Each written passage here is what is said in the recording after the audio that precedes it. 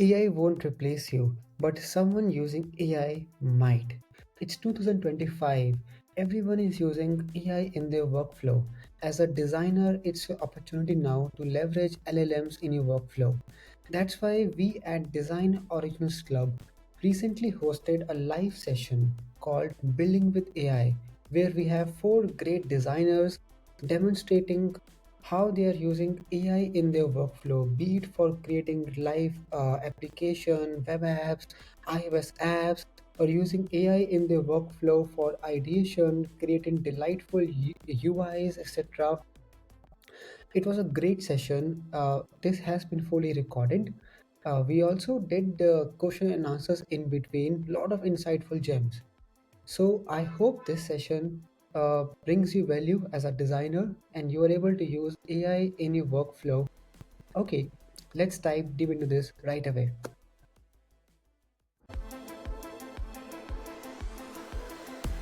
So hey everyone, I'm pretty excited to do this with everyone. I've been working with AI tools, I think, since October last year, and I was kind of blown away when I saw and realized that what these tools can do. And during the past few months, I've been trying to learn these tools and do my own thing of building my own side projects, right? And today I want to share that with you guys, and I'm extremely thankful to Shivam and Paras and the entire Design Originals community for this platform. So let's dive into it. Building step up using AI tools. So yeah, my name is Vivek. As I already said, I'm a product designer. Since I was a kid, I've always been driven by curiosity. I also want to build stuff, and I think that's why I found design as a good profession for me. I am based off Bangalore, so folks in Bangalore, feel free to catch up. I also work. I enjoy traveling and spending time with my pet dog and my wife. Cool. So what is Step Up, right? So one random day I was looking at, I think, Apple Help or some other application, and I just found that it's very boring. I want to build a step tracking application which was something which had something interesting. So maybe like a AI coach personality which could nudge me. And what if these AI coaches could borrow personality from, let's say, Gandalf from Lord of the Rings, or Dwight Schrute from The Office, or Yoda from the Star Wars? I thought it's a cool idea. So let me try building it. So after, I think it took me around 6 weeks. So there's a pretty, it is a application on the iOS App Store. It has all these features. I have zero coding experience, but I built all of these features. So integrating with HealthKit, figuring out permissions like motion and fitness and notifications, building AI coaching personalities using OpenAI, building real-time motivational messages. So the step count, the time of the day, and other context will go to OpenAI via an API, and then you will get a message based on that, and custom reminders. This was all done in around 4 to 6 weeks. I primarily used Claude and Xcode and GitHub for this. And today it's live. It even has like 40 users. So let me just give like a quick demo of the application. I have this recording here. So this is the onboarding part. So you give a user gives access. Then another sensor, which is motion and fitness. Then for notification, why notifications. Then you choose your coach personality, and then it will show you steps along with a sentence in the AI coach personality. You can even have a settings page where you can change reminder timings. You can turn off any reminders if you find them irritating, like I do at times. You can even change coaching personality. So let's say maybe you're someone who is motivated by snark rather than something mystical. So it's like a working app right now. Okay, so this is what I'll be walking you folks through, like what I learned. So it's not primarily the process part, but I'm more, I think, into sharing the learnings along the way. Yeah, so before AI tools, I had zero coding experience, but not for the lack of trying. I've been trying to learn HTML or Python or something, but it was just too complex, it was too tedious. So I gave up almost every time I started it. I didn't even know how to use GitHub before this. I could not push or pull or do anything at all. And I was just scared of code. Like imagine opening VS Code, the editor, I'll be like, what is this, man? I can't use this. So this was, I think, October last year. So now I think this is like March this year. So I can generate code. I still can't write code, but I'm getting better at debugging. I have around 10 plus repo on GitHub. So these are very small applications. One is a clock, one is a wallpaper changer, one is something else. But I'm pretty committed to GitHub right now if someone gets the GitHub pun here. And now I can use VS Code for hours. So I'm currently building another POC for a SaaS-based application just as a lone developer. And I'm enjoying it a lot. Like using Cursor, it is actually addictive. If you cross that initial barrier of intimidation. So what are some learnings along the way from before AI tools to today? So this is the first thing I want to start with. If anyone is here for a good prompt, it never works. When you rely on a prompt from the internet, this is what happens. You will land into a pool of water or shit or something else, and you will not be able to navigate your way through it. So do not consider that it is prompt. Like, there's no magic prompts. There's no substitute to learning by doing. Just like we all learned Figma, we all learned design thinking. Similarly, it's a way of building products, and it's a set of tools. So embrace this new kind of tools and this new mode of thinking, and you can do a lot. But there are like no shortcut templates. There is no perfect tool. So as Yoda said, difficult it will be. Work hard you must. But then what is at the end of all this hard work? So this is like my personal motivation, very selfishly, right? So this is like the worst AI tools are going to be. So 6 months ago, the error rate was, let's say, 80%. So only 20% you got the outcome. Today, the error rate is 30%. 70% of the times you get good results. So they're only going to improve. So now let's say if you are a young designer or if you're a young builder and you want to invest in one skill, which will give you very high ROI, I would recommend you to pick an AI tool, pick a AI coding tool, pick a image generation tool, pick some tool which helps you learn how AI works. And this is like not me, but this was said by the founder of Replit, which is Samjit. He has been working on this AI tech Replit for past 8 years, and now it's here. So it's a skill which will give you the highest ROI if you start learning it today.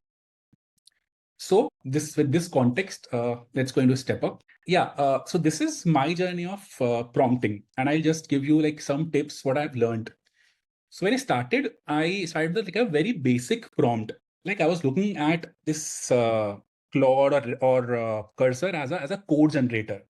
So I'll give it my requirement. Like I want to build a step tracking app for iOS. I wanted to roast if my step count is bad. So give me an app. And what it will give me? It will give me some sample code. It will give me some screens, but it is not an app, right? I cannot open it on my phone and it does not work. It was also did not have all the features which I could think of. So I kind of built on this prompt and I made it a little more sophisticated, and I kind of used like a more PRD driven format. So like what are the requirements for the app which I want to build? So it needs to fetch step data, it needs to do onboarding, it needs to do notification, it needs to send step count, etc., right? So I started with these kind of prompts next. These were doing some things, but still, right, there is let's say if you're building your first application or your first product, an AI tool is never going to do it for you end to end. I think that is a misconception if you think that zero shot app development will happen, like you will give it a prompt and it'll work. It does not work that way. What I found as a healthy mix is that it generates the code, but I also need to learn how it works. So this is the kind of prompt that I generally use now.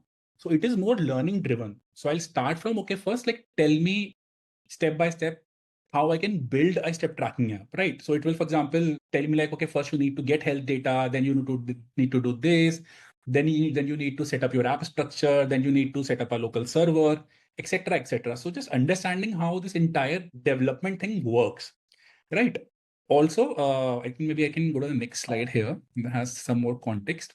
Yeah. Second, the AI tool does not know me, right? So for the AI tool, if I'm asking for code, it might consider me, okay, I'm a coder, but I'm not a coder. So I need to teach the AI tool that I'm not a coder, I have zero coding experience, but I'm a product designer. I understand screens, I understand design components, I understand all of that. So with that knowledge, it is able to communicate with me better, right? So it will start its responses from, as a product designer, you know that screens are supposed to do this and that. So I could understand, okay, like how it's working. Third, teach on the kind of outcome you want from it. So do not ask, for example, do not ask for the outcome like I want to build an application. Do you want code? Do you want brainstorming ideas? Do you want to see the thought process of how the AI is thinking? So the more detailed your prompts are, the better outcome you will get. So my ideal metaphor kind of right now is consider like you are pairing up with an engineer on a project, right? So just like you will pair up with an engineer, you will not start from right. Okay, give me this. we'll need to start from, okay, like what are you doing and why you are doing this? And then maybe the engineer has the point of view that you have missed out certain feature. These are not important. Those other features are important. And then you kind of debate, you argue, and then you reach to a spec, right? This is okay. This is going to be useful now. This is what we should build. Now, when you're building this, what do you need to build? So from a design standpoint, what do you need? So maybe it's also good that you tell the AI code tool that should we be using a design system from scratch? And trust me, it understands all those terms. If you will tell him that I want to use material or I want to use carbon or any other design system, it will find an open source project who has all these components as well. So it understands it's I think it's we who need to learn how to leverage these tools, right? And last, I think advice and most important one is it will always generate code.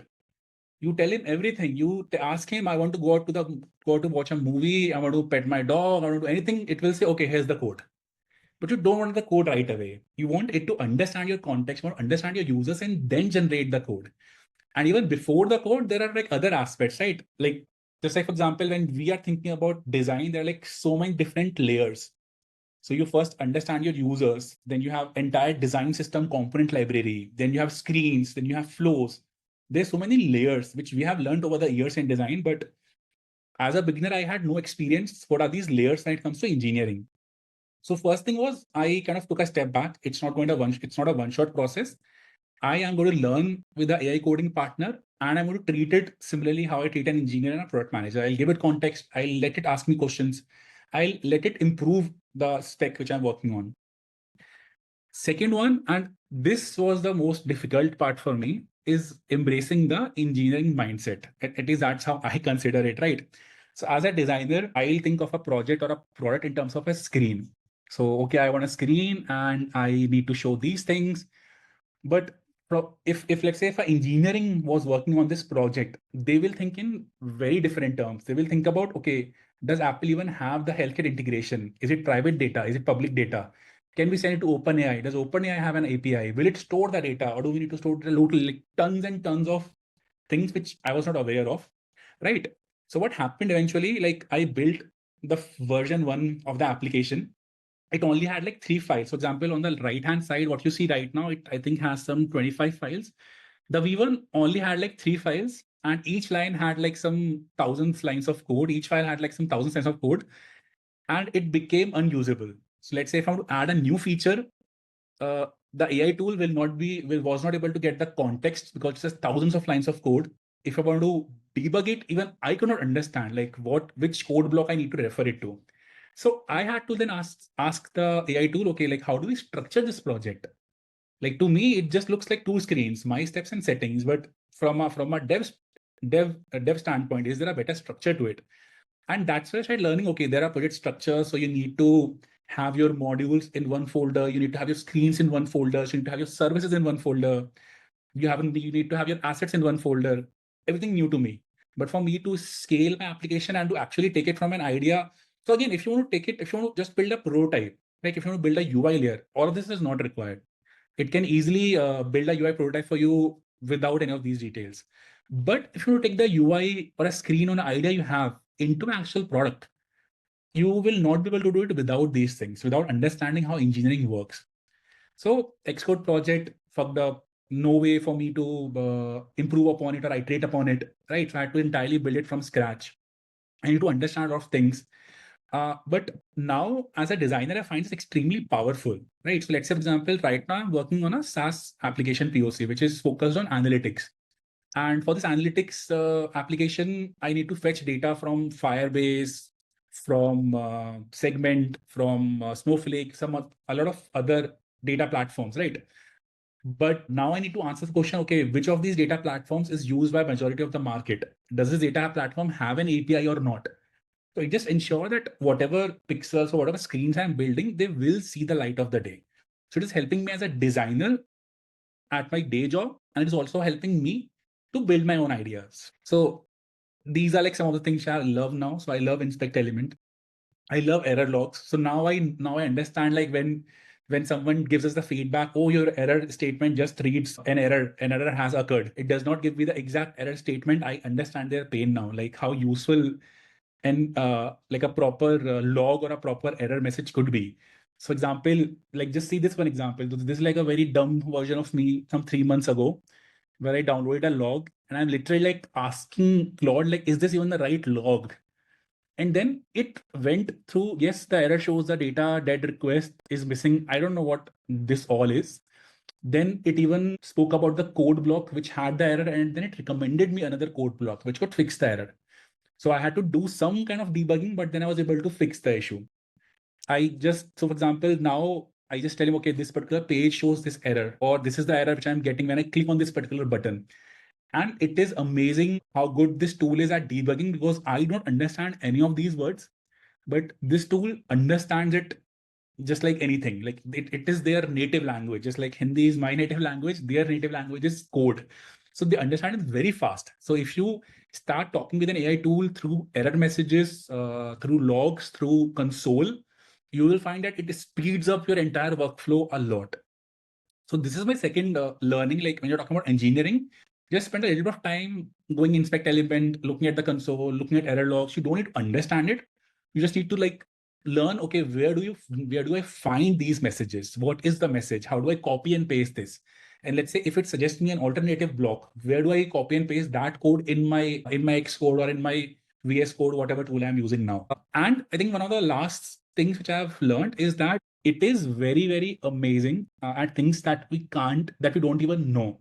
So I'll give you an example here. So let me see if I can show you, zoom into this. Yeah. So for example, for this particular project, right, I had to set up a Google Cloud. It was one of the ideas to store the data there, right? And I have no clue, like, what do I do with this form?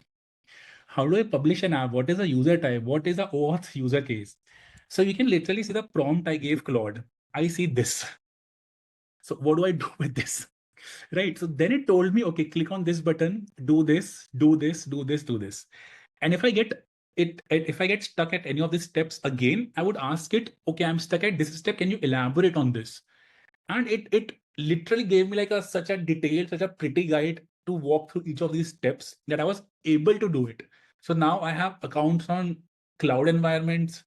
I have accounts on deployment servers. I even have an account on MongoDB where I have a database. It has done crazy things for me, which I could never do by myself. Similarly, like this, right? For example, I had built these AI coaching personalities, but I want to scale them. So I do not have the time, let's say, to write what are the example prompts on which this AI can model all these personalities. So I just uploaded my file with 3 sample personalities, which we had spent time on and which we had seen each example prompt for. And then I uploaded that, and then I asked, okay. Then I asked the code, okay, I want more personalities. I want White Shoot, I want Yoda, I want Moira, I want Sheldon Cooper. And it was able to generate these examples for me, and I was able to feed these examples again back to the OpenAI API. And like literally, I can go from 3 personalities to 100 personalities in like a few hours, which as a human I couldn't have done before. So, and I could not have imagined that the AI tool will be good at this. I think that is one of my other big learnings. Like we don't really know a lot of things which these tools are good at. So the more you try, the more you upload things to them, you will learn. Like for example, like when I was the last step of my process was, okay, I have built an application, now I need to deploy it on iOS. All right, and iOS is notorious for reviewing the application. So in most companies where I have been, it always takes 2-3 cycles to review the application, right? And I had no clue, like, what do I need to do? So I understand, okay, there are some assets which I need to design. I need to have banners, I need to have icons this size, but what do I need to fill in this particular form? I have no clue. So for I think for 2 days, I was just literally copy pasting screenshots of the App Store form into Claude, and Claude was telling me, okay, in this you fill this, in this you fill this. And in 2 days, without the App Store just approved my application in one single go. It again, I couldn't have done this on my own without an engineer friend, but this was my engineer friend. Yeah, so I think this is another, I think, important aspect, but I don't think it's that important. It depends on the amount of effort that you want to put in. So I think there are when it comes to code generation or when it comes to app development, I think there are 2 types of tools which you can use. You can use a general purpose tool like Claude or ChatGPT, or you can use a purpose specific tool like Cursor or Replit or Lovable or Windsurf, etc. I think the biggest difference is, let's say when you use ChatGPT or Claude, you will have to also understand, you will also have to ask about the project structure, you will have to ask about the ecosystem, you will have to do all the form filling, integration, account opening yourself. So that is a lot of friction, but it's also good when you're doing for the first time, because that's how you learn. But when you've learned this second time, Cursor and Windsurf are excellent coding partners. So they understand the entire ecosystem. They can literally connect with the entire ecosystem. So, for example, right now, let's say when I have code on my machine, I need to commit it to GitHub and then it needs to be deployed on Vercel. Again, terms that I did not know 2 months before. Now I know them through these AI tools. So it will commit on GitHub in one click for me. It will deploy on Vercel in one click for me. To 2 clicks, my work is done. In Claude, this will take a few hours. But if you understand Cursor, if you understand this environment, it will take 2 clicks and 2 minutes. So you can literally go from like here to like there in a few minutes. So these are like just a few learnings which I have. So start with a learning mindset. Don't focus on output. Like I want this. Focus on how will you do this. Help me learn how will you do this. It is going to be a very strong skill in the future. Embrace the engineering mindset. I think we're all designers. We understand how product design works. We understand taste. We understand UI. If we can understand some piece of engineering as a material, it will be hugely useful for all of you. And ask whenever you don't know. I did not know that it can fill forms for me. It was able to do it. I did not know that it can write sample prompts for me. It was able to do it. It is literally able to do anything that you ask it for. So ask whenever you are stuck. Ask. Yeah, I think that's pretty much it. Yeah, guys, that's all. Oh, this is great. Thank you so much, Vivek. Guys, anyone, any questions here for Vivek? Feel free to unmute and just ask question directly. I have a question, Vivek. When you said you used AI to fill up that form, right? Yeah. It was all based on these screenshots, is it? Yeah. So I think I might have my Claude here. So this is some other project. Yeah, so I literally have like a project here, and I was literally uploading screenshots from iOS, right? So let's say if you open, for example, the App Store, it will have all these forms. And similarly, let's say if you open, I think Xcode is a good example. So when you are deploying an application, there are all these info screens. So what do I fill in this journal? What do I fill in this signing? What do I fill in this info and build settings? Like, look at this. I don't understand any piece of this. So I just took a screenshot, uploaded, and it told me, okay, in this, expand and fill this. And did you give context of your app? Yeah, little of context it had. What I built up this project in Claude, and I also gave it like some form of PRD. So this is like a PRD document just for context. It has product overview, features, technical requirements. So it has an understanding of what I'm trying to do, and based on that, it is recommending you, okay, now you should fill this. Yeah, so that context I had to give. Just the PRD, or because it was also built in the same project, it was So yeah, was able to get a better context. I'm just wondering, will a PRD be enough? So Claude cannot refer between chats. So if I talk to Claude in particular chat, it cannot refer that again. But PRD and some mix of context. So another thing which I learned, for example, right? So I think we also AI tools running out of memory is very real. So let's say, for example, I start building a feature that I want to create push notifications, right?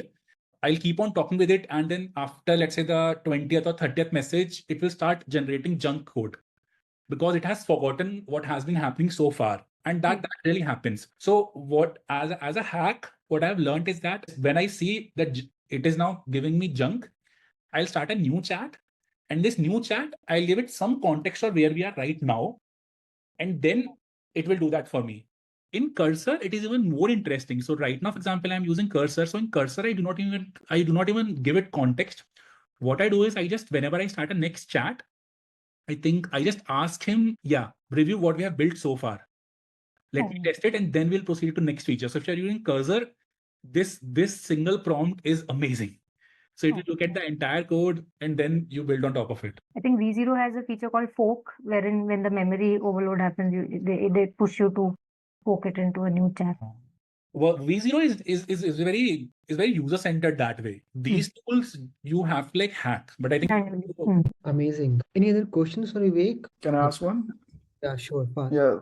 First of all, everything you shared is like very relevant and like, what do you call it? I can relate to everything you just said. Like, in fact, I was just playing around with the Lovable, and I just got curious, and like I just threw shit at it. Like, one of the prompts I remember is, I mean, I asked it, can you like use Apple design guidelines to make something, and it understood everything Yeah. like that. So my question is, do you when you're designing or maybe working on a project, do you specify the language that the person uses? Matlab, in case you're maybe you have to collaborate with someone like an engineer, so do you do something like that? So I haven't used this much at work right now. I've only used it for personal projects, not at work. So yeah, I think so. Yeah, but if I'm working on personal projects, I think there I generally start, or at least ask it, like, what do you have a UX framework in mind, or do you have a design system in mind? So I use generally these two hacks. One would be start with a design system at times. Second, at times, right, it will build a feed. Like, do you describe something, it will build something. You do not know what it has built. So what I also do is I just put another prompt. Can you describe the UX of what you have built? Or can you describe the user journey of what you have built? Okay, so yeah, I was also wondering like, how does this translate in a office or work environment? Yeah. That's something I'm quite curious about. I haven't had the chance to do that, but I am like talking to some folks who are looking at now shifting like making their entire product development process AI tool centric. That's something I'm pretty excited about, but haven't had a chance to do that yet. Okay. Also, like one more thing, do you use like Claude or like ChatGPT to also come up with a PRD?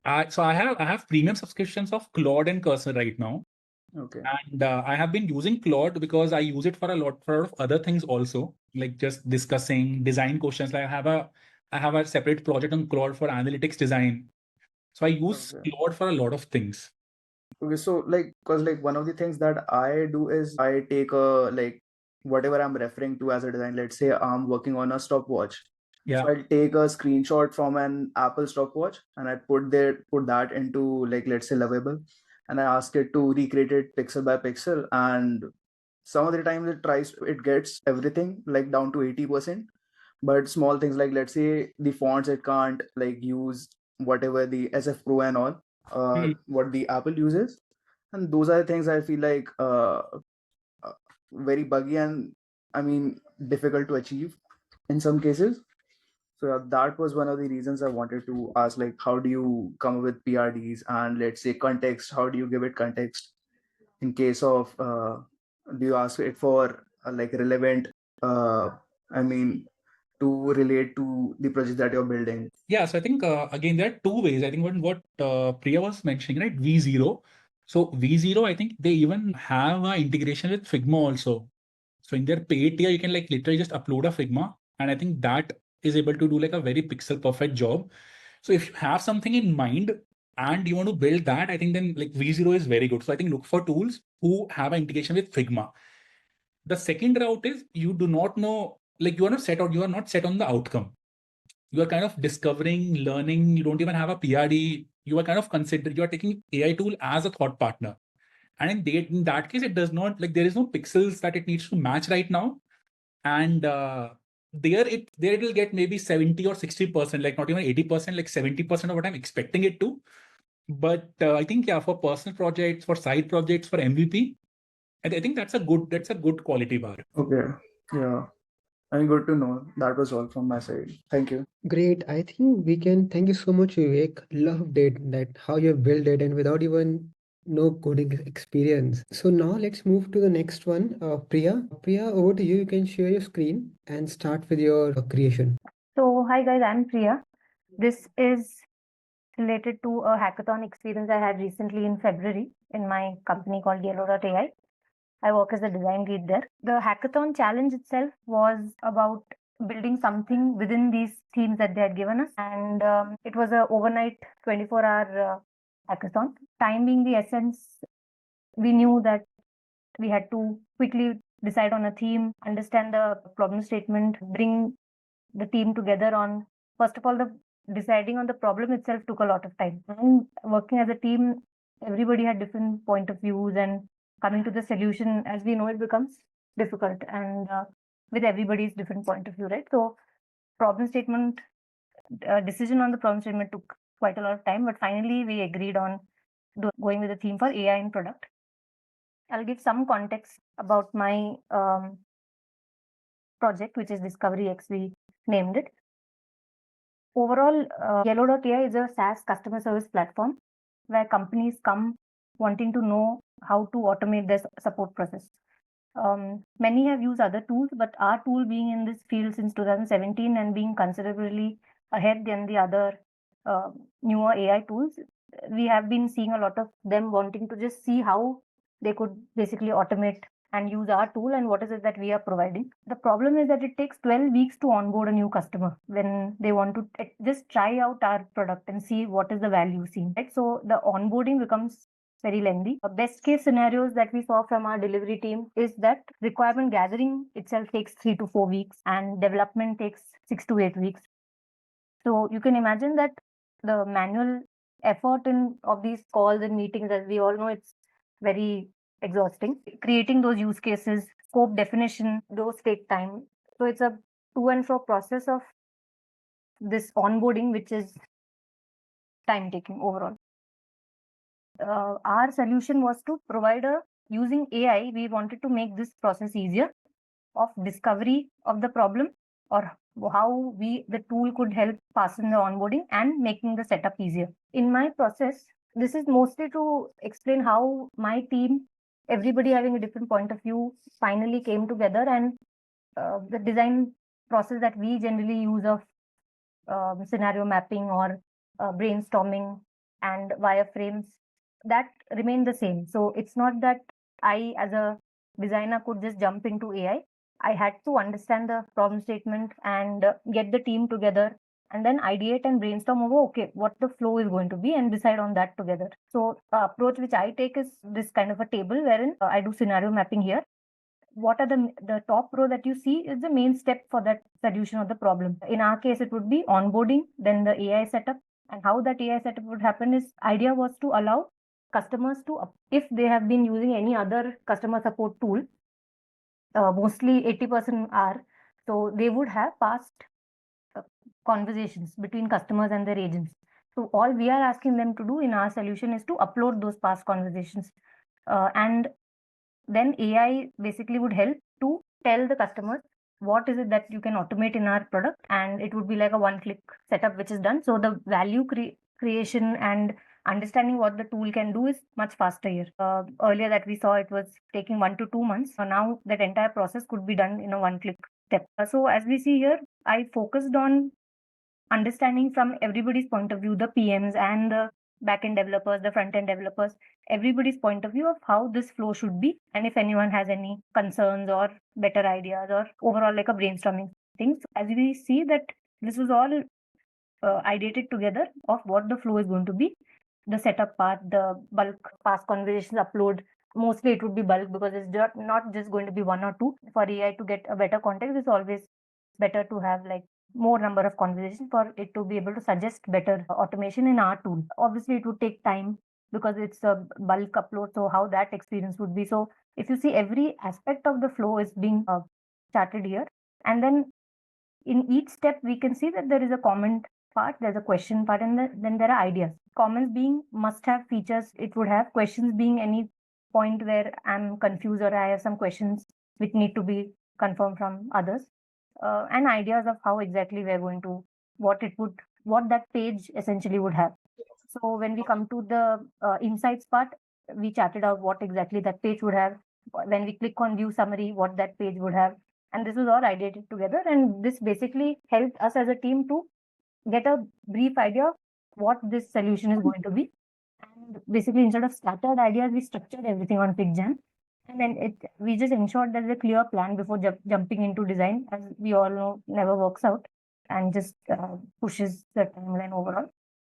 So once this was done, we went specifically, once I got the clarity here that, okay, everybody agrees to this flow. And in each page, these are the specifics of in each step, what exactly would be there. Then I went into the wireframing stage. Here, if you see, it's not very accurate. I'm not focusing on getting the perfect width or everything needs to be in place. Design elements is used from my design system, from my company's design system. But as you see, I've just uh, very quickly just got things together and try to ideate on how things could be for my solution of this flow. And specifically, the space that we see is the step number insights, wherein after loading, directly we come to the insights page where AI agent is basically learning from the past conversation and what is it that the AI tool has identified, some FAQs, some potential automation flows, conversation prompts, etc. And this is how I thought the page should look like. And not at all focusing on very accurate or perfect designs at this point. The good part of obviously are using a tool like Figma is iteration is much faster here. I wouldn't rely on an AI tool to help me iterate as quickly here because I would have certain ideas in my mind and it's much faster as it seems like prompting is fast and AI tools develop things faster, but that's not the case for designs at least.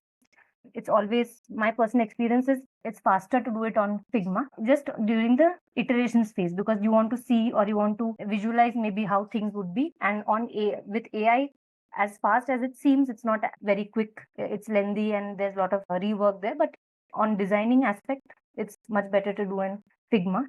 So once I did that, I tried out every approach according to me and had some base idea ready after uploading the past conversation, what they would see. Either it takes time or it's immediately provided to me. Depends on the time it took or the number of conversations.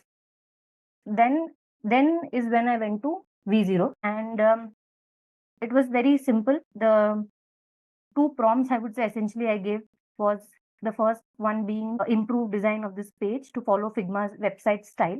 It should be super cool. So if you can see, it's a very straightforward, simple, I would say, nothing very specific that I gave. And the design I provided was this screen.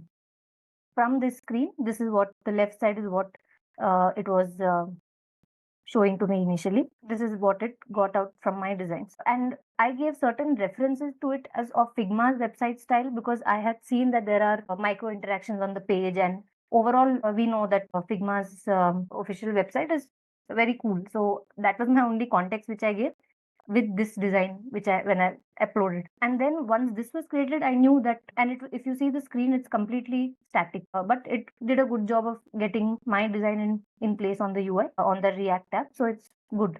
But then in a hackathon, you know that something has to stand out, and this context which I gave of follow Figma style is very vague. It's not very specific. So I directly asked that how can the visuals or the UX be improved on this specific page, this page.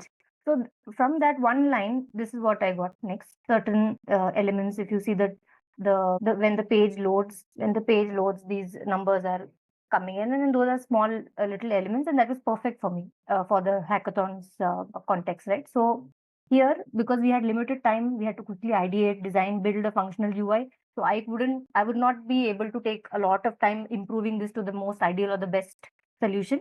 But this was good enough and perfect for me from where I started. And because content wise, there was nothing I was ideating here.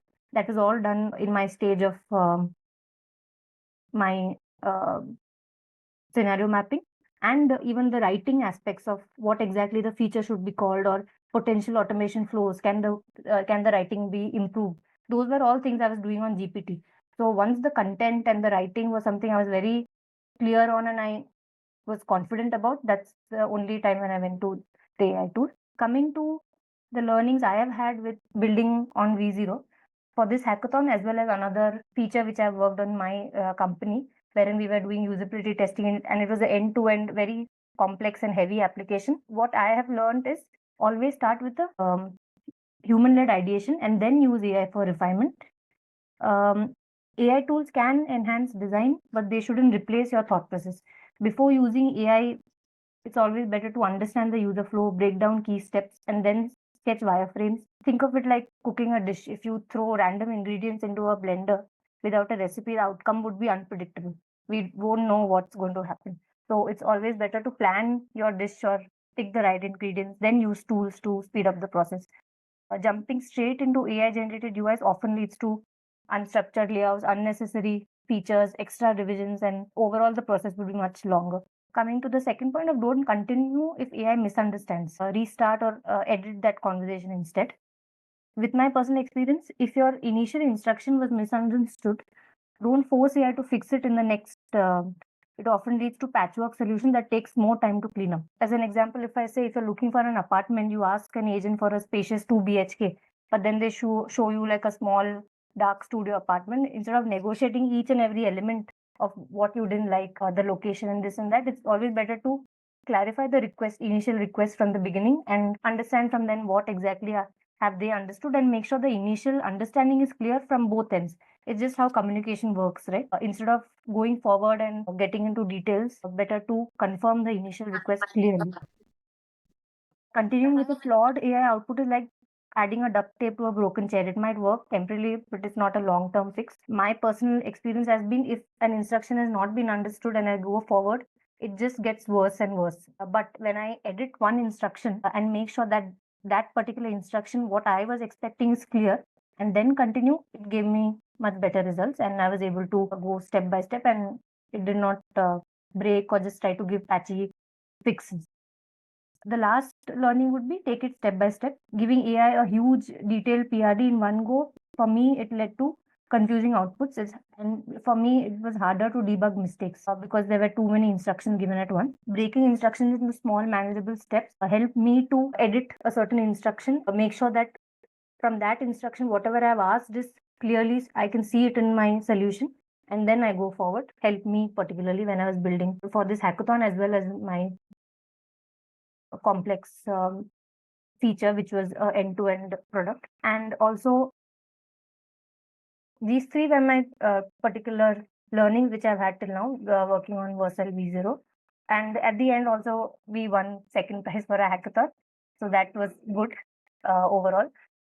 Keeping timelines in mind, and it was a very, with AI being there, it would be a crime for me not to use it, and it went very smoothly without any major confusions, because this process that we followed, where initially everybody discussed the solution together, and then end results with AI was improved, and it went well overall. So yeah, this was the overall experience I've had with V0 particularly. Thank you. I have one for Priya. So, so you were telling that you built a real UI with this, a working UI with this. So, is it deployed somewhere? Like, is it a live where, where is it hosted? My team has, because this was for hackathon, my front-end developer used the code which was generated, and then he continued working on it. And it's not live yet. They are picking it up because it's within our product and improvement. So yeah, they have decided to pick it up and it will be live soon.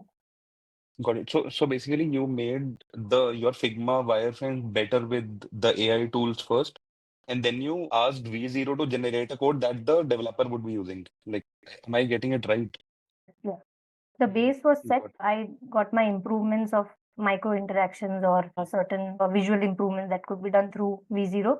And with that, the UI was also built, and which was easy to just share it with my front-end developer. Got it. It sounds really. Thank Yeah, you. great. Yeah, so Puneet is asking what is V0? It's just a, another platform where you can just use AI to build cool things. It has also Figma integration, right? V0. Yes. Yeah, great. Amazing. So let's go, and if there's no more question, then we can just move to the next one. Siddharth, he's from our design community only, the second last guest. Yes. Great. Siddharth, over to you, man. Cool. Thanks, Shivam. All right. Hi, guys. I see a lot of people are here. We are 60 of us. So thanks for joining in on a Saturday afternoon. I'll keep this short and simple and quick. I have a short demo also to showcase. I'll just share my screen. Cool. Is it visible to you all? Yes. Okay. Cool. So I'm going to talk about reimagining the design process with Gen AI. I think I'll be overlapping a few points which Vivek and Priya has spoken about in the last 1 hour. But before we do that, just a little intro about myself for people who don't know me. My name is Siddharth. I am currently based in Mumbai. I am a graduate from Srishti School of Design, and I've been in industry for about last 5 years. And I worked with a lot of brands and a lot of industries, mostly in the startup ecosystem. But I've recently joined Fractal Analytics as a design consultant, mostly on the UX front. But AI is going to be one of my major role in what I've been doing so far, and also take that up with Fractal and see how we can automate certain processes in the design process as a whole that we follow. So with that, I'll just start with the question: why do we need AI in design processes? Okay, perfect. I think a lot of these points are already bang on with the next couple of slides. Okay, so just in the context of what you guys are talking on the chat, I have a few numbers and metrics to talk about in terms of what's happening out there in the world. Of course, we all see a lot of social media reels and a lot of LinkedIn blog posts coming in with new launches and new innovations with AI. But of course, we don't really know what's happening on the business front. Business, again, is one of the crucial skill set that we need to develop as designers. We all know that. But again, a lot of people I personally have spoken to are intimidated by seeing large set of numbers. So this over here is just something that might open your eyes to embrace the AI wave that we are currently in. So talking about that, we almost have 56% of businesses that are actually experimenting with AI. And when I talk about large businesses, it's similar to companies like Fractal, Deloitte, Infosys, and companies like that. Going forward, we have proof, or we have some metrics where there are 35% of AI-led designs are more effective than built by humans alone. So that's not a small number to have. So it's already working well for a lot of teams out there. And businesses demand operational efficiency from the AI adoption piece. So that's the most wanted piece that people are trying to solve for currently. And post that, I think 38% of leaders today are struggling to align with AI tools into their existing systems. Now, out of all these 4 pointers, I am going to double down upon the last point here, which is very closely relevant to where I'm currently working, my experiences in the past, and also 38% to me personally is not a small number. While we are all in the journey of becoming design leaders someday, I think this is very much relevant for us to know what we need to take up as part of our journey as designers. And with that thought process, I would want to play a game with you all. Again, feel free to just spam the chat here and just help me find the difference between these two screenshots I've put up here. I hope my screen is clearly visible because I have a Zoom column and one chat column on the screen. Just let me know if everything's visible clearly. Just help me understand what are the differences you see here on these two screenshots. Do you recollect anything? Do you find anything which is different? Any guesses on what software this is or what interface have you seen this? Cool. The results over here is basically very close. The right one is actually Figma. Yes, it's the new UI3 version of Figma. On the left is an app called Motif. I don't know how many of you guys in this chat have heard about Motif. Anyone would want to jump in, say yes, no, or would want to talk about how their experience was with Motif? Okay, got it. Cool. With this idea, I would want to explore and just give you guys a short demo of why I'm presenting Motif to you guys today. One of the major reasons is that within Fractal, I personally have identified a certain use cases where we can integrate certain AI tools, out of which Motif is one of the shortlisted ones. Now, yeah, I think a lot of you guys have heard of it, creating design system in seconds. But for those who have not heard, I think I'll just stop sharing my screen and reshare the Motif screen again. Cool. Is it visible to you guys? Yep. Cool. Yes. Yeah. Okay. So what I have here for you guys is 3 prompts which I have prepared to keep things fast. And there is this AI tab here on the top. And of course, if you just take a moment to grasp onto the UI, it's all just Figma. Even the shortcuts is very similar to Figma, although they don't have dark mode yet. They don't have a community page yet. They don't have a lot of plugins to browse through yet. But this is basically Figma probably like 4 or 5 years ago. But again, like starting with the AI tool which they have, I'm going to stick to this Motif lab which says AI generates UI. It's a very simple interface, but I'm going to start with something on the B2B side. I'm going to give it a simple prompt to develop an automation tool, and I'm going to try and paste a small reference. I don't know, I'm not able to copy it from here. So this is the reference for the automation tool, which is very similar to Zapier, which I don't know, a lot of you must be knowing. Now, once I've put up my prompt here, I'm just going to click on generate. A couple of things happen here. I don't have the option to choose how many iterations I want. It by default gives me two options as a whole, and it'll take a moment. It'll take some time to, build screens. It'll just randomly throw into the canvas somewhere. So this is all cleanup work which you might need to do. But I'll just let it do its thing. Meanwhile, we can chat about anything that if anyone wants to try a prompt, please feel free to drop in the chat. I'll just paste it here and see what comes up. So Siddharth, this prompt that you have given, is it like you wrote it yourself, or is it again from some AI tool only? No. So I've currently just given ChatGPT a small requirement on what I need to do. It has just given me. I've also vetted the whole prompt, so it's not just copy pasting. I've just changed around a few words and certain sentences. It's not 100% ChatGPT, but just to concise the whole prompt, to keep it a little shorter, I've just given ChatGPT the prompt and I've just used it over here. I also have something very different which I can share with you guys. Actually, I can do that while coming out. So I tested out a few things over here. So within Fractal, we work with a lot of Power BI development. And this is one of the tables that we use very often, which is like a heat map table. So I asked the AI tool to get me some results about this, but again, I gave it some demo, some dummy data over here. I don't know what's happening. Yeah.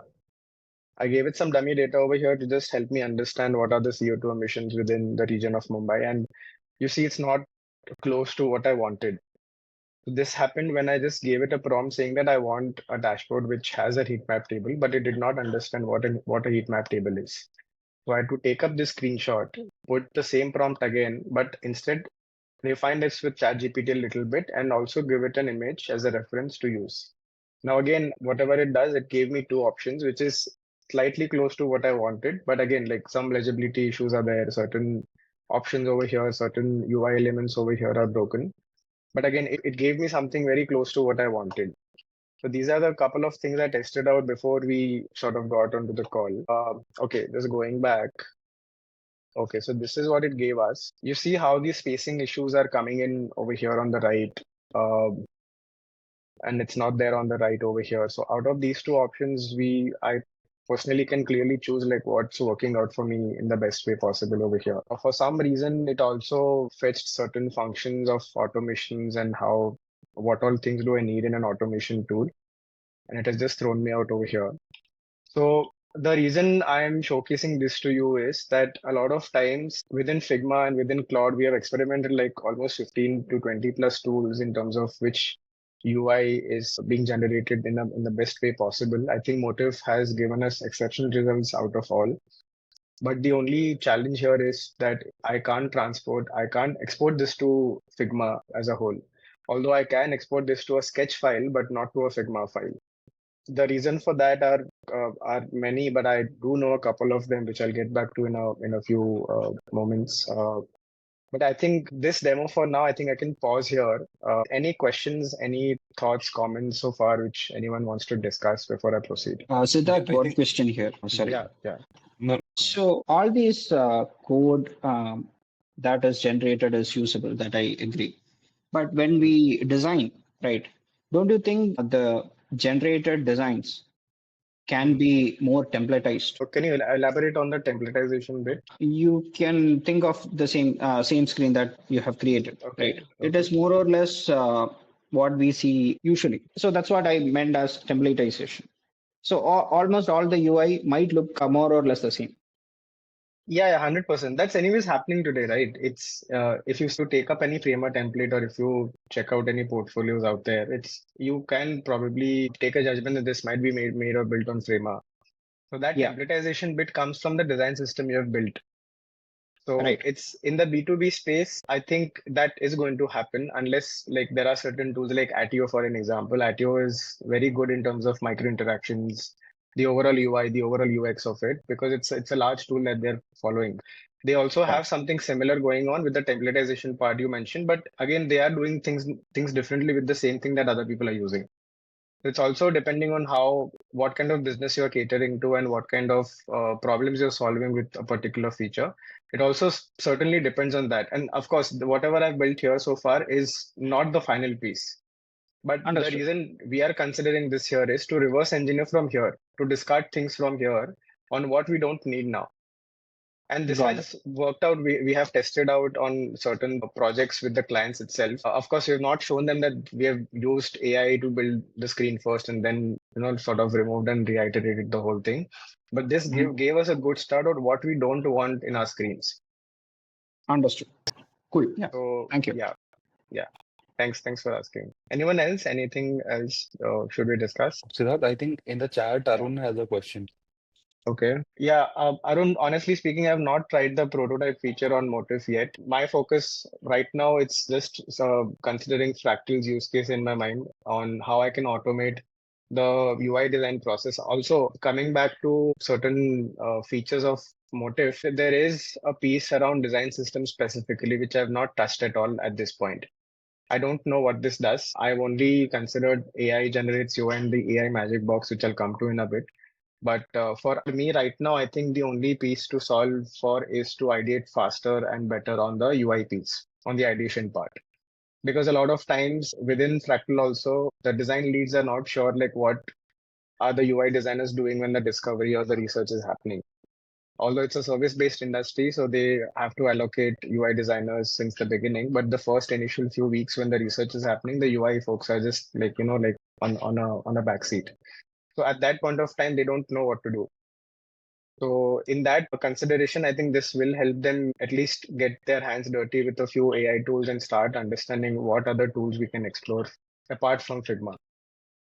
So that's another piece. Motive for this UX pilot or UIZard, any idea? I don't know yet. UIZard I've tried, personally don't enjoy it anymore. I have figured out a way to put this on Figma because you can import a sketch file to Figma also, but a lot of UI gets broken in the process. Although like 90% of it will be the same, but you might miss out on certain colors or certain auto layout features or certain spacing here and there, but it does not come in like exactly the way you see it here. I don't know how accurate this is. And of course, Motif is relatively new. They're relatively younger than Figma. And I don't know what other updates are being planned on that front.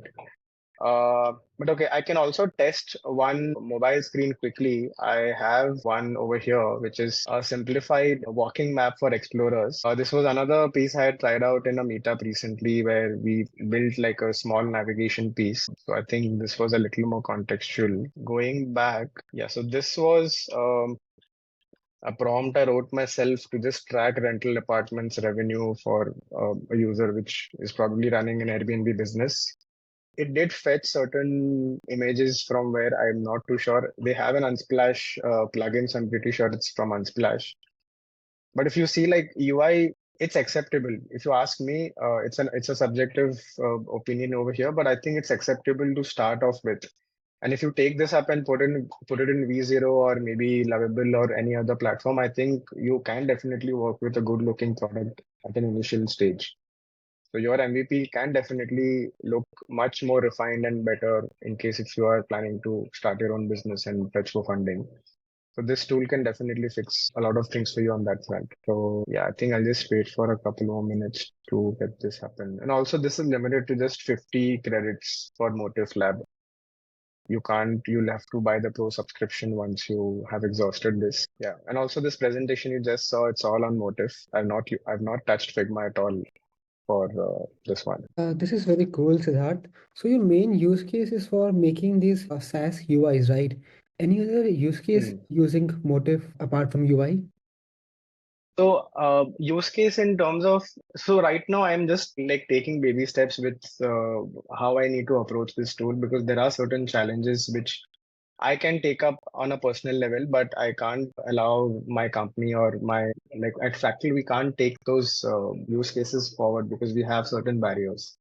So right now, I'm only placing my bets on this AI tool, which we are currently exploring. Now, in one of the projects, we built a dashboard for a client, and we put up almost whatever feedback we received onto this particular tool. Of course, we had to white label it a little bit because we don't want the data to go out. But then we got certain directions and options where we reversed engineered the whole thing and we discarded certain elements. Suppose for an example here, right? We realized we don't want this particular table, so we just removed that part. And of course, that particular project was not being built on Java or CSS or any usual coding language that we have online today. We were using Power BI, and Power BI tools are very like very old looking, very simple looking, and comes with limitations also in terms of coding. So we just had to figure out certain level of wireframe and not the UI for that. So it definitely helped us understand what all directions we can choose to arrive to the certain point, and we almost saved a couple of hours by doing that because the feedback was vague with the client we are working with. Second was it was Power BI, which also comes with a lot of limitations, and the developers are thinking it very differently on that front. So we had to take up some unconventional route on how we need to solve for that particular problem. We did not get into any design processes. We did not get into any grid layouts or any fancy looking UI elements that we need to work with. We just had to fix the problem for the client that was asking for it. So in that case, I think this worked really well for us in terms of saving the time. Understood, yeah. At scale, I don't know. I'm yet to get there. But at scale, I personally don't know how this will function. But also, Motif works really well for mobile screens. It's very evident here, if you can see. But again, unfortunately, the business I'm currently working with, I don't think I'll be working with mobile screens at any point in my journey with Fractal right now. But UI screens over here for mobile is damn good. I mean, I personally have no thoughts on that. Yeah, Yeah. there's this question here from Vivek in chat. You can have a look. Okay. What do you mean by multi-screen flow, Vivek? I didn't understand this part. So generally, let's say when we are when we are building design, it always goes it's always a flow. Like let's say you have to Correct. fill a form, so you open a form, the keyboard opens up, you fill, you might get an error. So we like in real world, it's in flows, but when I look at design automation tools, they generate a single screen. So just Correct. curious about, do you see tools are heading towards flow building as well? Yes. There is one tool. It's in fact a startup. So Vivek, to your question, there's this startup called Thesis. It's very similar. If you're very good with automations, I think you will understand this tool very, very fast. But I think they've done a good job with building the interface and stuff. But it does not build screens, but it'll basically help you build a chatbot for app. So that's how they have started. So it's essentially V0, but you build your flow in this particular manner, and it'll also give you the screen for it at the same time. So there is stuff happening on what you currently asked for, but I think it's we are on the track, but it's a little far off from the accuracy that we need. So you guys can check this out. Even the founders of this company are designers. They're based in the US. They've recently launched. I don't know how accurate or how many people are using this, but I personally like the way they have approached it. But the use case part is still yet to come out as a whole. So I don't know about that yet. How different is this from V0 or Lovable? I cannot say. The only thing with V0 and Lovable is, I mean, they give you live prototypes, right? They also give you live code. But this part over here is basically replacing Figma. I'll be very frank, I might get a lot of bombarding for this also, but I won't be surprised if Figma gets replaced in the next couple of years. So with that thought process, I think this will be a very fast, quick to adapt and very easy alternative to Figma on this front. So it's not about having to lose Figma completely, but what adds on to Figma or what adds on to the process. It's the process that we're trying to figure out, not the tool. So I hope that answers the question for you, Arun. Cool. Possibly. I mean, I'll jump into the next slides. I think that's becoming relevant with the discussion we're having on chat. There are certain challenges. The very first challenge with Motif right now is that Figma has already sued Motif with the way the software is being working right now. So what really happened is Motif actually bought Figma Enterprise and they reverse engineered the solutions and built Motif out of the code that they extracted. So it's technically plagiarism work which is happening. They've been sued in Singapore and in the US. I don't know what all updates are happening right now, but the coming config from 6th to 8th of May is going to be like a heavy head start for them in the AI workspace. But if they miss out on the AI piece, I think they're going to get replaced with certain features for sure. So I don't really sure what's happening, but yeah, it's very much possible that Figma will acquire them. They might take up the AI piece, and whatever you just saw might also come to Figma AI. So I don't know on that front. Okay, that being said, challenges with tools like Motif AI, V0, Lovable, whatever we discussed in the last hour and a half. Data security is one big piece that um, again, businesses can't handle to take risks with their data security. I can't upload images, I can't upload any client information or any project details on stuff like this, even as a prompt to get certain output. I'll have to white label it, I'll have to give it certain criteria and then work with it. So that's one big challenge that I'm personally working with. Second is the adaptability piece. We don't know what other tools are coming out. It's all happening too fast. We might have to be alert enough to replace this particular tool with something else and keep the process intact. So that's one thing on the adaptability piece, which again, I'll need to work with. Third thing is on the branding gaps. I think somebody mentioned the templatization part. I think this is where it comes in. A lot of good tools out there will not give you brand aligned screens or brand aligned output. Doesn't matter how many trainings you give it to them, it will fuck up somewhere or the other, but it won't give you an accurate result on the branding front at least. And the last part is the hallucination piece. Good tools, even V0 hallucinates, even Claude hallucinates. The better you write, I think Vivek gave a really good comprehensive talk on writing prompts. I think the better you write, the better your output will be. And of course, it's a learning process for all of us, but all good tools, great ones are also hallucinating today. So it's not evitable at this point. But again, with challenges, there are certain opportunities also with these tools that we are working with. We are definitely confident that we'll manage volume with these kind of tools and workflows. This means that designers can manage to take up more projects at the same time. So this is a big thing personally to have. Second is upskilling piece. You can pitch yourself as AI-led designer or AI-led product developer. And I think you can stay ahead of the curve with if you're working at a job or if you're having some plans to work with. I think this definitely will put you ahead. You can work with faster sprint cycles, and this is again in practice at Fractal again. So this is not coming from my theory or anything. This is already in practice. We arrive at solutions much faster than we used to before. So AI definitely can help you work faster and save time. And last point is on the bulletproofing piece. I personally believe AI will take your daily tasks or design tasks at hand, but it won't replace you as a whole as a designer.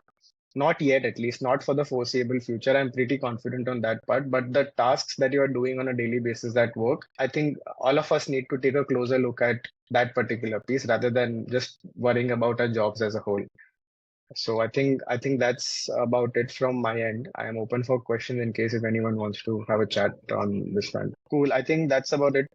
Shivam, Paras, I think that's One question here, yeah. Vivek. Yeah. I'm just curious about this undertaking, this project. So was this like something which Fractal wants to do, or did you pitch it and then? No, yeah. So no, it was not. So Fractal is primarily having a design services. It's a design services company. They're not a product company.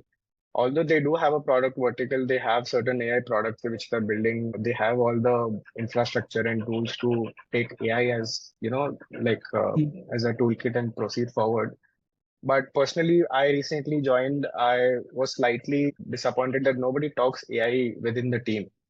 I was very much looking forward to learn and understand what all AI tools are sort of coming out, what new tools are being used in Fractal. There's not much happening. Like even for us to access Chat GPT, we can't upload things to anything. So it's very hardcore in terms of data security which they have. So this particular piece which you saw, I personally took up the initiative and tried to pitch it to them. Of course, what you just saw was like technically just 5% of my pitch with the numbers I had presented. And I'm pretty confident that we can definitely, like with the size of the team which we have, we can definitely save around 15,000 hours a year. And that's a large number to work with. Of course, we'll have to put in certain set of money into it.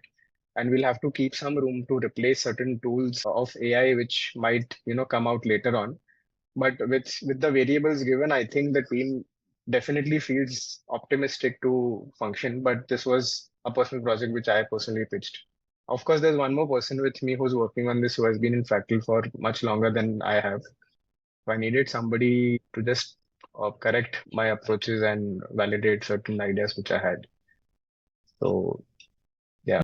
Pretty cool, man. I think definitely like big design, like companies in India have big design teams. I think maybe in the next 12 Yeah. many more of them will do a similar undertaking. It's It's great. already happening. It's already happening. I mean, people like Deloitte and Accenture and these guys are already having certain processes in place. And Motif is one tool which we have shortlisted, and Claude is the another one which we have shortlisted. It's undergoing the IT process to just get some clearance if we are okay to use this tool. But I'm pretty sure I have 5 to 7 more tools as a backup if this doesn't work out. So I'm pretty sure on what's working and what's not. But yeah, I think let's see. I'll keep you guys posted. We can chat again on this. Thank you. Thanks. Great. Thanks so much, Siddharth. Thanks, And guys. the last one, Shahir. Over to Shaheer now. He's, I think, going to show a demo of how he built a WhatsApp stimulator using Replit. Yeah, hi everyone. Am I audible? I'm quite surprised that even at the end of this session, after 1.5 hours, we still have 50 participants. Can you guys see my screen? Yeah, it's well. Yeah. So, hey everyone, before beginning, I'm Shaheer. So, I'm a product designer intern at Setu. If you're not aware of Setu, so it's a fintech based out of Bangalore. Let's not waste much of the time. Let's get started with the. I will be exploring more of different concepts, unlike just showing some products and going deep into it. Let me go from the basic so that people can understand what's happening over here. So let us understand the concept of vibe coding. Most of us, after 1.5 hour session, most of us are aware about vibe coding. It is, this concept was introduced by Vivek. So it is the same concept we will be using prompts, text-based or voice inputs in order to generate or build products. That's how it works.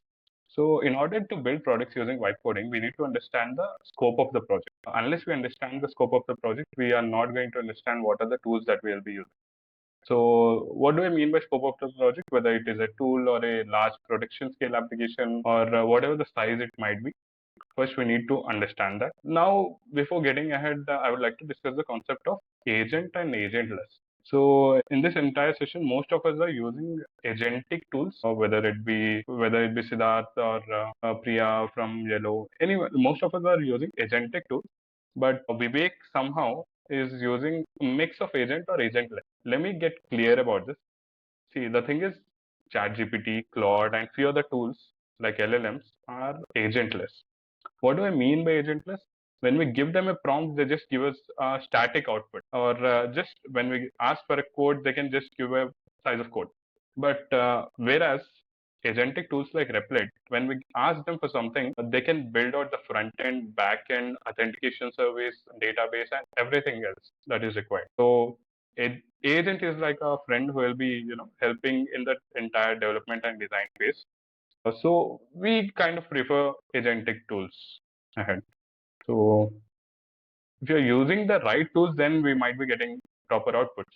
So what are the right tools that we have? I have divided them into two types. I mean, every presenter over here has divided into multiple parts, whether it be Vivek or Siddharth.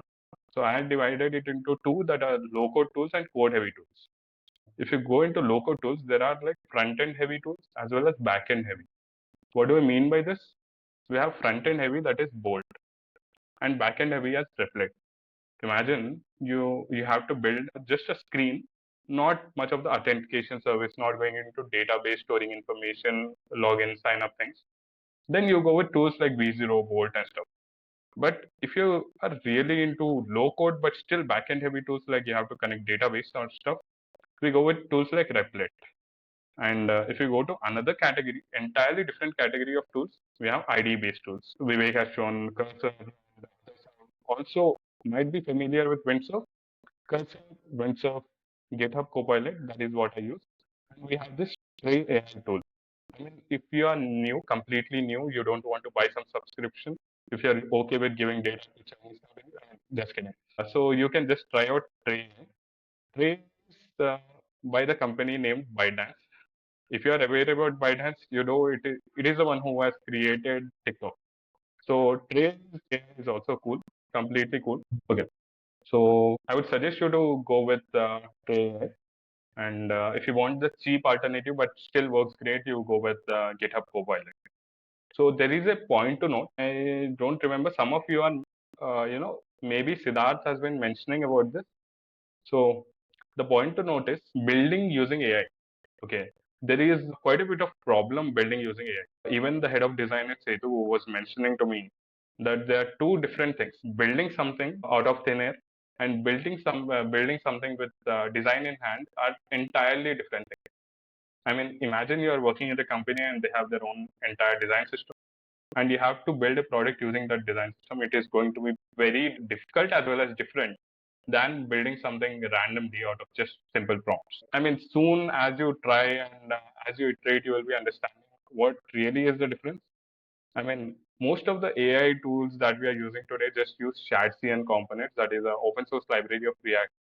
So those will be used, but integrating our own design system might be very difficult. So that is what we have to keep in mind. Next up, we have tiny tasks about vibe coding. So in order to start, I mean, building some product, we have to go with giving a prompt. But giving a static prompt might not really work most of the cases.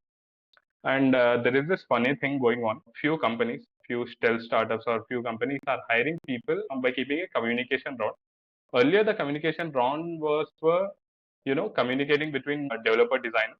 But now the communication round is more focused on writing prompts. I mean, this might sound very new and unique, but few stealth startups are going towards this, where you have to write very good prompts. You have to understand the entire use case and write prompts so that you can be a good designer or a developer. So there is what I have divided. I mean, this is based out of Replit auto prompt enhancer. So we need to define the goal, core features, visual references like what it has to refer, and the style guides. So I definitely skipped a slide. I have no clue where it is, but yes. So I have given a simple prompt earlier. Let's go back.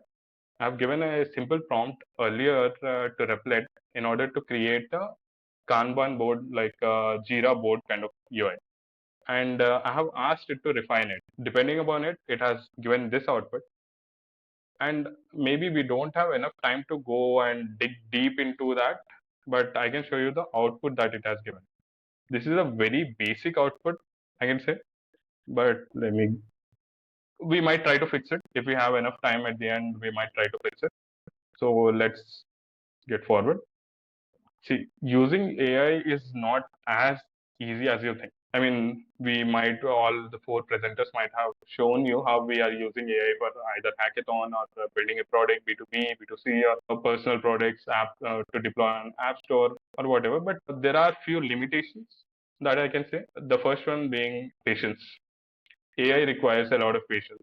Sometimes AI gives products outputs that are actually shit. I will show you the Kanban board that it has given in, even after 5, 6 iterations, the output was really shit. So you need quite a lot of patience. The second point being is enough credits. What do we mean by enough credits? I mean, we have tools like Cursor and Windsurf, V0, Replit. They give us limited free tier, and even on paid tiers, they give us a lot of, less credits to go with. So you need to use them appropriately, like defining meticulously what we need instead of just randomly throwing prompts at it. So we need to know that we have limited credits. Third one being communication and writing skills. That's what we have mentioned earlier. The final one that I would say is using the relevant tool. Like you won't go to ChatGPT and ask for direction level code things. You would rather go to Cursor or Windsurf, depending upon the size of the code base that you have or the use case that we have. I mean, Siddharth has shown us Motif. So if you're into UI thing, you won't just go to Replit or ChatGPT or Claude. You would go into Motif or Figma AI upcoming or something else, or at least V0 to first get to the cleaner front end. So it depends on the context as well. Up ahead, I would like to show this WhatsApp simulator tool that I have built earlier. Okay, I have shared the link of the WhatsApp simulator that I have created. See, it's quite simple to understand. The thing is, a lot of businesses work on WhatsApp, like in fintechs or a lot of use cases, just go with WhatsApp. And in order to show WhatsApp demos, earlier we had to go through recording WhatsApp videos, and recording WhatsApp videos is really frustrating. And that's what was happening at our company as well. We needed some tool to record WhatsApp videos seamlessly, and they had this requirement, and our design team has suggested us to use AI to come up with something. And their main aim was to build just a chat using V0, like WhatsApp lookalike chat. But what I realized, there is this crazy insight that I have, is instead of building a product, you can build a product builder. I mean, that might sound silly, but if you go ahead, imagine you have a resume, you want to build a portfolio or online HTML or React based resume. Did you ever think about building a resume builder? I mean, this is the new use case that is occurring lately, that people, instead of building simple products like resume or WhatsApp chat simulation, they are building a simulator kind of UI. So what I would suggest is, instead of building simple things like web-based resume or something, I would suggest you to go through building resume builders so that you can know broader aspects of what are the intricacies that go into this. So that's this, and I wanted to show this but okay. So if you can look at this Replit, I have given the entire prompt to it, enhanced entire prompt to it, in order to build a Kanban board. But even after a lot of iterations, that was really, really bad. I mean, you can also see that I have written, it looks like shit, you can't even fix it, but it is quite frustrating over there. I can also share the link, I guess. So how do we deal with this? Because what I mean to say is, if I go back to Replit, you can see that I have used 8 out of 10 checkpoints, and I have to pay a lot of dollars to work with this. Maybe I can zoom this. Yeah, I have already exhausted. I have just left with 2 prompts, and if I cannot refine this in 2 prompts, I cannot work with free tier anymore. So what is the best part about Replit is not creating fake accounts, but downloading the entire code base. What I can do simply here is go to the file section, click on 3 dots, download as zip. It will be simply downloaded the entire React files in the local repository. Here is the entire application that it has built. So if you are familiar with Cursor, you might also be familiar with GitHub Copilot. I have opened this directory in my GitHub Copilot. Like, I have no clue how to use this. I'm not even sure how to run this React application. What we will be doing is simply, it is in the agent mode now. I need not know the entire stack that is used to build this application. So I will just go and it will analyze the packages, npm install, npm run. Also, Shahir, I assume you also don't have coding experience, right? I don't. I have a CS background, but CS तो मैंने ऐसे ही कर लिया, so I don't really have a coding background. Okay, right. Let's check. I mean, I'm just showing this because not everyone has shown how the cursor thing works. So let's see. Fixes the. Till then, what I would suggest is the link that I have shared for this to task list or the Jira kind of application. I would want you to write a prompt. I mean, if you are available, if you can chat, just write a simple prompt that you want me to run, so that I can try at least one prompt, so that we can try improving this app and see how these applications work. I'm not even sure what it is doing. In most of the cases, it should work quickly. As I mentioned earlier, the primary requirement for working with AI is patience. I thought it won't. Okay, yeah, it's working. So we'll try one last prompt. And also, if you want to improve the visual design on the Kanban board, will you like make a design on Figma and upload the screenshot here? Or you will just prompt it here, and tell it to, make it this or that on the VS Code only? Yeah. So what happens is, I have also made a note of it. Let me just give you a glimpse what happens. See, as a designer, in most of the cases, we have landing page designs like this, right? So what we shall do primarily is, even if it is Replit or Cursor, we separate all the assets. Instead of just downloading this and keeping it as PNG, we need to separate all the assets. I mean, if we just upload this entire screen and ask AI, I mean, somebody was mentioning earlier about designing an Apple Watch screen kind of UI, but it was lacking a lot of details. What really happens is AI does not know what logo you are using, what primary color exactly you are using. Is this a hero image or a vector format? It has no clue. So in most of the cases, you have to explicitly mention that we have a hero image, we have a logo, we have a primary color, we have different icons, and we want it to use it, and we also upload the screenshot of the homepage. You have to name them properly. We can also try this. We can also try this real quick, I guess. So I'm not trying it on a Kanban board because it might get complicated further. But if we can try on these, it would be, this is the screenshot of the homepage. I'm just writing a basic prompt, like uploaded this screenshot of the homepage, logo, primary brand color is, maybe we can also improve this. Let's see how it goes. This might take a bit of time. If the audience can tell me what is the best tool that has worked for them, it would be cool as well. What is the best AI tool that has worked for them, either for building products or designing? Somebody has already, okay, Shivam has shared same.dev. Yeah, that's cool, I guess. Question. Mhm. I was wondering how much we can get done with the free tier of these AI coding tools before committing to one. Is there a workaround to get more done using limited credits on these platforms? Maybe, for Yeah. example, transporting results from one platform to another. That is what I was mentioning earlier as well. Most of these are limiting the credits, but you can go try AI. It is completely free. This was the one, right? You were saying if you are comfortable with the data share with the Chinese. Yeah, exactly. This is actually cool. I mean, works with unlimited prompts, at least for now. Maybe even later it might be completely free. So it's worth trying, to be honest. It's worth trying. These Chinese companies, you know. This Replit is doing pretty fine till now. But as I have mentioned, it has coded this entire thing instead of using the hero image that I have given. These agents do not even listen to us sometimes, and that is frustrating. Let's go to this. Let's write a quick prompt. We'll use Claude 3.5 and write a prompt. Like a blind prompt in entire UI. Make it look modern, beautiful. I mean, writing blind prompts sometimes might lead you somewhere, but in most cases, it's not going to be as you might have assumed. Be careful with that. Yeah, this is done, but neither it has used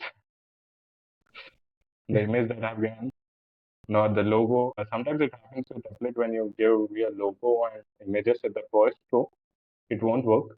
But after you have iterated, I mean, even now the landing page is fine, but sometimes the results are very bad. I see. While I have asked to make the UI good, it has changed few colors. Till then, if you have any questions, just ask. I will wrap it out after this works well. I've tried cursor and bold cursor for converting a Figma design to HTML, which was pretty good. Actually, if there are any students over here like me, you might get GitHub Copilot for free. That is the reason I'm using this. Just check it out. Maybe we are about to complete the 1 hour session in 2 hours soon. Yeah, this went a bit ahead, bit over, but I mean, it was great having all of you. And we can still do some quick Q&A after you complete this thing. And yeah, I think that will be all then. Yeah, just give me a minute. Sure, take your time. Shaheer, I had one question on this. Yeah, go ahead. So, when I use cursor, right? So this like happens often that it gets stuck trying to do the same thing. Like, not like it will run into some error and then it will again try to redo everything.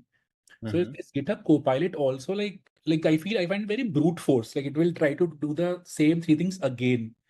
is experience with GitHub Copilot also the same, or is it more smarter when it runs into an error? I mean, whenever it runs into error, it fixes itself. At least as per my experience, I have done around 4 or 5 tiny projects over here. I don't need to prompt it often. I mean, it fixes itself. You can see there is one problem over here. It will just iterate again, and most cases add more problems like it's doing now, and maybe fix it. See, that's one. So this is maybe both are trying to improve at fast pace, like whether it be Cursor or Copilot. I mean, both use the same Plot 3.5 and 3.7, but depends. This one is Microsoft, that's some startup, and both are quite powerful, I would say. Even I have tried Cursor, it's quite powerful. The recent UI revamp is pretty cool. I mean, what happens in Cursor? Does it stop or? No, so it does not stop. So what happens, let's say I ask it to build a feature and it will work and it will say, okay, the feature is built and it will run the server. And then let's say when I go to localhost 3000, I'll run into error. And then I'll feed this error message to it. And then it will say, oh, okay, I think we did these 2, 3 things wrong. So let me fix them. And then, and this loop happens many times. Like when you stuck in a particular error, like yesterday I was working on something and it got stuck in the error. The same error was, I think I spent around 1 hour Got on the same error. Yeah. And it is an art to get out of those errors, to be honest. I mean, finding that it is going in wrong direction is also an art. Yeah. And if you just let it go, it might hallucinate and go somewhere. One thing I was trying to do it now, is let's say the first time I let it try to resolve the error on its own. Second time I'll ask him like, what do you think is the issue and why do you think your proposed solution will work? This sometimes improves the process, like somehow. I don't know why, but it improves. I mean, yeah. I mean, while I was working on that WhatsApp simulator thing, the same issue was rising up all the time. So I asked it, what is the actual problem? Analyze the entire code base and tell me what is the actual problem, and give me few potential best working solutions. And then I would read what are the solutions, and the first one, probably the first one would be shit. That's the reason. Maybe it is hallucinating a lot. So Yeah. see, even this one has ran into some error. We can just oh no, I mean, it is working. I don't really try this inspect thing, but as you have mentioned while you were presenting, I'm trying this. And by the way, Vivek, I mean, the iOS application that you have built, iOS application might be the hardest thing to build with AI, as you. But you somehow came up with that. And that too using Claude.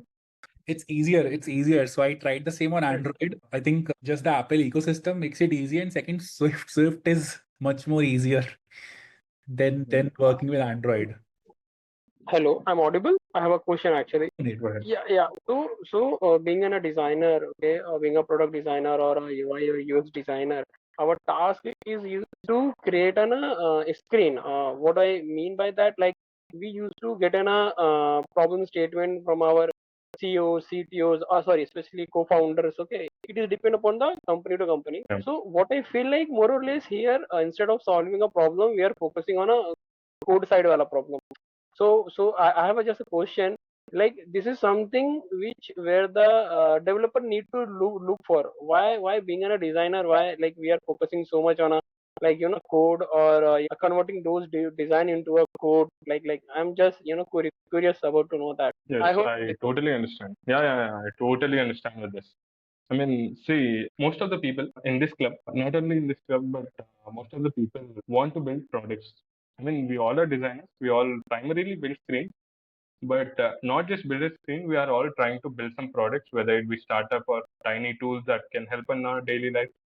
So and that is the first reason. Like we want to build something. Earlier, we did not know how to code. Now somebody else, like AI, is helping us to code. That is the reason we are using it.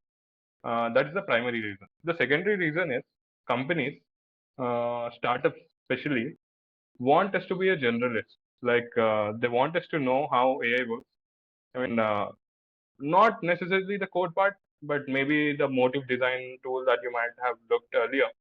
I mean, these kinds of tools, they want to increase the efficiency and get the designs quickly and efficiently. That is the reason we are primarily looking at all these design tools.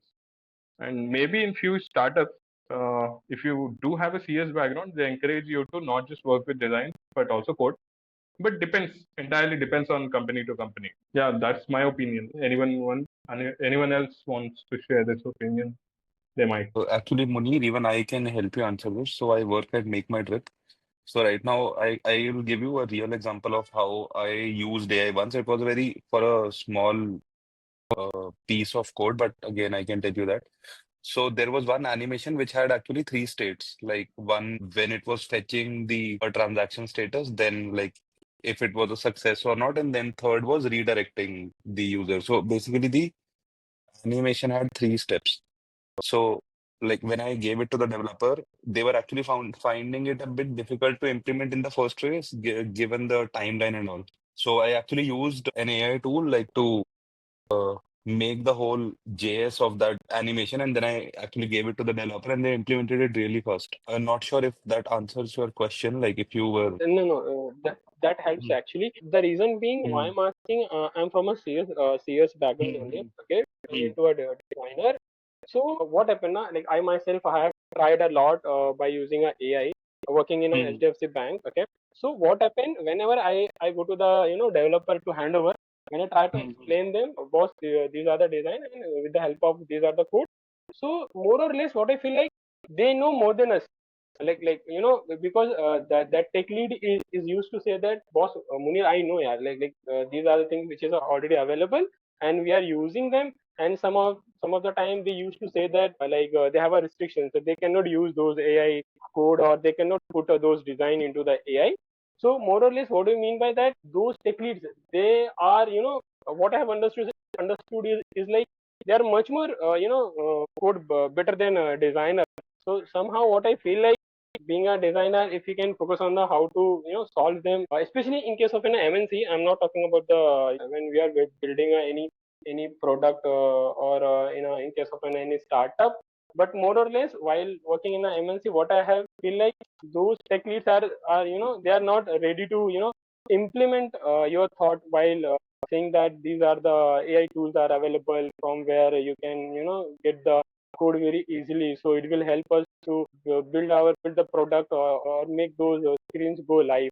So these are some challenges like what I have faced. Because of that, I've asked that question. That's true. I mean, Munir, the thing is, that's true. I mean, even at Setu, so it's a large fintech. The thing is, I'm just a design intern, so I cannot brief them about code. I mean, this fintech, it is very large scale. I mean, there are around million or billion transactions that happen every month here. And I can't just go to senior developers and tell them why can't we use this library, why can't we use this AI that. But but uh, what really happens is, see, as I mentioned, tiny things like this WhatsApp demo thing, or tiny things within the design group, within the internal thing, you can just use them. But I've experienced this myself as well, that we cannot go to senior devs, or instead of front end devs, we cannot go to some senior developers or the developers and tell them about this. Either are we using this AI for personal needs, or we are telling about this to few front end junior level developers. But sometimes I feel the same. I mean, a few might get offended. Yes, understood. I can relate. Yeah, Yes, I can relate that. yeah. Shahid, were you able to resolve that error or it still happening? No, I guess we'll leave this here. Hey, I have a question if I can ask. So, the thing is that I learned about designing not just as a UI or UX, but more like an entire process of thinking. Be it you're designing a election campaign or a digital product, an industrial product, or whatever be it. Nowadays, coming up as in these days, as with the onset of AI tools and all these softwares, you're very easy. It's very easy to build UI or UX based products, digital products, and write codes very easily.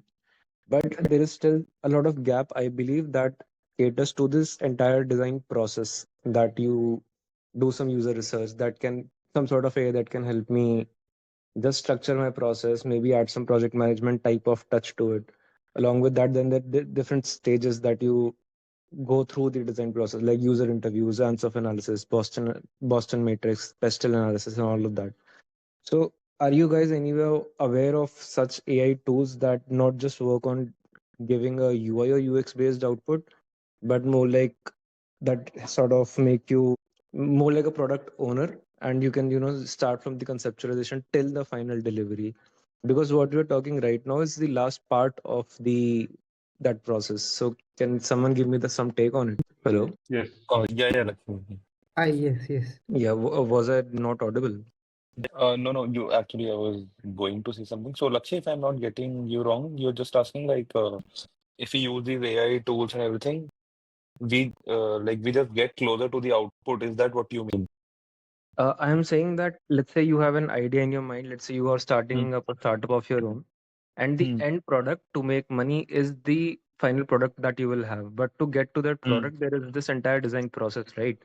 You Hmm. diverge on many points, you converge on many points, you do Boston analysis, answer of analysis, branding is a part of it, then user research, competitor research is a part of it. So I am saying that, are you guys aware of any such tool that helps you, you know, just grasp that process very well? Because UI and UX is like, UI is the final Hmm. stage of that process. No, UX is before that, and even before UX, there's research and all of those that we all have Hmm. read about. So, do you know something like that which makes me like a act like a product owner in a way, if I'm making sense, and not just create an output? I think Lakshya, you can like there would be like a combination of tools that you can use for it. Like Yeah, if so, maybe if you want to write a say PRD, maybe like these would be the features. Just for yeah, example, maybe you can use Claude or Perplexity, anything. And then right, after right, that, like if you have to make flows, but the thinking part would have to be done by you. Like for all the outputs that right. you want, specific outputs, I think different tools can be used. So And actually, I'll sorry, so sorry to cut over you, but I'll no, reiterate go my on. question based on what you have said. So what I realized, what I'm actually missing is just Hmm. one single canvas or a software where I can at least map my design process, not just create something. I'm not even talking about like Word docs, different these sort of project management tools. They're still sort of mechanical. They're not very Hmm. Hmm. Hmm. contextually rich. They Hmm. don't change their nature of recommending things to you based on the type of project you are doing. So Hmm. just housing your entire thinking process and the output of each stage onto the same canvas. Are you guys aware of something like that? Maybe something like a project management, but more like creative Hmm. type project management software. Can you tell me something like that? I am personally not aware of a tool like that. Like if anyone else is, maybe they can tell. Hmm. Like I think someone wrote in the Dovetail. Also, I feel like we can use these tools, whether AI or non-AI tools, to we can just delegate them execution work. But this thinking part and also Yeah, Hmm. the whole design process, it's a very messy thing. You go back and forth. If totally. they can, I think honestly, if LLMs or any tool can really handle also the thinking part, I would be very scared because that's the main. Hmm. You have this thinking, around that, okay, like this problem I can solve, this is worth it, and business wise, I mean, I also use Claude to do a lot of brainstorming with it. I would just like dump whatever I'm thinking, maybe even before design, just as a brainstorming partner. But at the same time, I cannot expect to delegate the whole thinking on that because Hmm. I think they're great with execution. They are getting better execution, but I think Right. is their mode, right, as a human. Hmm. Add something there. So the company I currently work at, it's called moveworks.ai, and it's called moveworks.ai. It is a agentic company. Yeah. So I think execution is one part, I think, where AI has been getting really, really good at right Yeah. now. And I think, but it has also hit a limitation that it can execute only at this level. It cannot go beyond that. So most of the innovation which LLM labs are doing right now, right? Even OpenAI, Claude, or all companies also, how can we improve the reasoning to get better execution? So right now, for example, when it executes, Yeah. it Good point. execute, right? So for example, maybe you can parallelize things, you can do a lot of things. So right now they are working Hmm. on the reasoning layer. So I'll give you a small example. So if you're aware of the DevOps industry, right? So there's a concept, right, that DevOps person will need to be on call if something breaks, right? Yeah. So version one of in the past was that a DevOps person will always be monitoring. Version two was there's a DevOps person, but there is a machine learning based rules written. let's say if system falls, you restart the system. If this happens, you increase the load. So there are some rules written to reduce the load on the DevOps person and to automate more of that. Now there are there are startups who what they're doing is they are taking it one step ahead. They are saying it will have rules, plus it will also have reasoning. So let's say if something happens, the AI will reason whether I should restart the machine or do that or call an agent or call a person. And they are working on this reasoning layer. Like I know companies who are working on this particular layer. I don't know how they are doing it, and it is going to be challenging. But a lot of AI agents are heading in that direction. So they will be integrated with all the systems in your company, from your Jira to, let's say, your SharePoint to all of your ticketing platforms. They're sort of building an environment in a way, like one environment that houses all of your different segments, I can say, of your entire product, as well as your decision making part, like the subjective and the objective part of your thing. Yeah, some parts suggest, like imagine a DevOps engineer will also apply their own context and thinking. Similarly, an agent will also have their context and thinking. I just shared a thing. It's computer.tl.draw. I don't know if you've heard of it, but this was, I mean, just think that if this thing can be made more simpler and just give it a try. This is out of its mind good. Like this got me out of my chair the moment I saw it on a 10-second video on YouTube. So this kind of thing, but maybe for designers, that's what I was trying to find. But since it's a good 2.5 hour session I had, so I felt like I should share something back to the community. No, Thank you so much, Lakshya. I appreciate it. thanks, man. As Lakshya was saying, the thing is that is the thinking ability is what is keeping us in jobs right now, I guess. Yeah. So what I was actually saying, not the thinking part, but just a environment where we can articulate our thinking and have Got it. different AIs all plugged into the same environment just to perform the executionary part. I mean, if I have to, Got it. because I have Word docs, I have Figma, I have everything just for one single project, and it's all messy as hell. So Yeah. But thanks, man. It was quite informative for me also. Let's wrap this up. Yeah. It's been almost 2 hours and 30 minutes, and thanks for all of you here. Special thanks to all the people who presented. Vivek, Siddharth, Shaheer, and Priya. And so it's great. And we'll do more sessions. I also added the link for our Design Owners Club in the chat. I'll just again pinpoint. So if you have any friend or etc. want to be part of such events, you can just share this link to your friend, and they can be part of our community. And yeah, we can just add a lot of value with new things coming up in the coming week. Okay, and also feel free to share this link to any talented designer you know. We are adding a lot of, we need a lot of skillful designers in our club. Lakshay, yeah, we might do a in-person meetup in the coming weeks. We plan to do that. Can't say right now, but we have the intention for the same. Okay.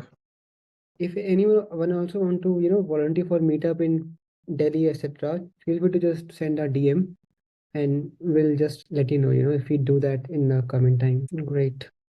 Okay, guys. Bharat? No. I just wanted to say thank you, everyone. Bye-bye.